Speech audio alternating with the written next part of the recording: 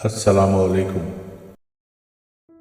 बाप बेचैनी से कमरे में टहल रहा था क्योंकि उसका लड़का अभी तक घर नहीं आया था। रात के 1 बज चुके थे। उसका ये रोज़ का मामूल था, रात देर तक दोस्तों के साथ रहता और बाप जब तक न सोता जब तक वो वापस ना आ जाता। लड़का चुपके से घर में दाखिल हुआ तो बाप ने वही पुराना सवाल दोहराया कि इतनी देर कहाँ थे, और लड़के ने वही जवाब दिया जो वो रोज़ देता था कि दोस्तों के साथ था।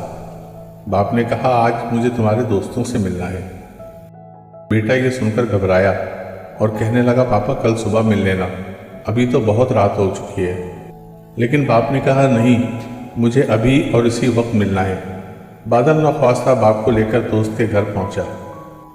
दरवाजे पर दस्तक दी लेकिन कोई दरवाज़ा खोलने नहीं आया।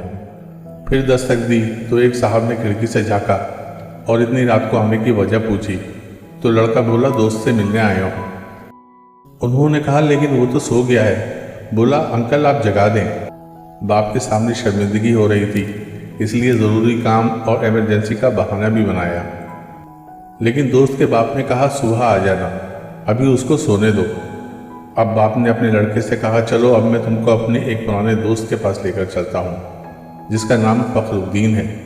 वो गांव पहुँचे और फखरुद्दीन का दरवाज़ा खटखटाया, लेकिन कोई दरवाजे पर ना आया। उसने आवाज़ लगाई कि मैं हयात अहमद हूँ, लेकिन कोई जवाब ना आया। अब बेटे ने भी मुस्कुराना शुरू कर दिया, लेकिन अचानक ठक ठक लाठी की आवाज़ आई। दरवाजे की चिटखनी गिरी और एक ज़ईफ़ शख्स ने हयात को गले से लगा लिया और कहा, यारा देरी की माफ़ी।